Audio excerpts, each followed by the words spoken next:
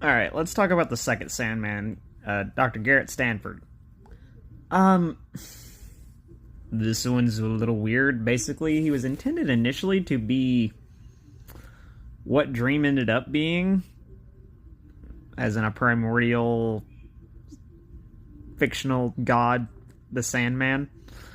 But through retcons, we found out that wasn't quite the case. He was a doctor named Garret Sandford, who operated as a superhero for a while, and while saving a great man, who we never find out who that is exactly, who is in a coma and being terrorized by nightmare creatures, ends up trapped in the dream world, basically.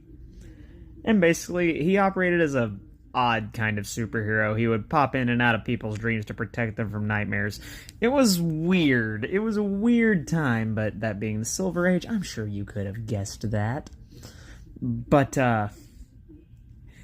he was also followed around by two monsters named Brute and Glob, which basically just were bound to him and couldn't leave his side, but all they did was beg and whine about wanting to be set free.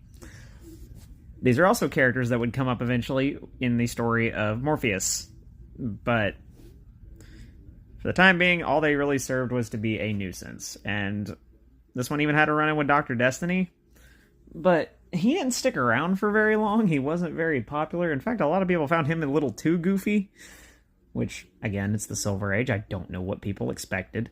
But Garret Sandford did not stick around for very long. And here's where he gets really sad. So he had a little stipulation with his powers that he could only leave the dreaming for like an hour at a time, and that was it. So that led him to not really being a full member of the Justice League. But he eventually got fed up with the loneliness and being sad all the time because he was trapped in the dreaming and couldn't really form connections. And he ended up unaliving himself, which I don't like that that's the second time that this has happened with Sandman. But yeah, it was not a happy ending for this, quite frankly, really goofy character, so that's kind of a yikes.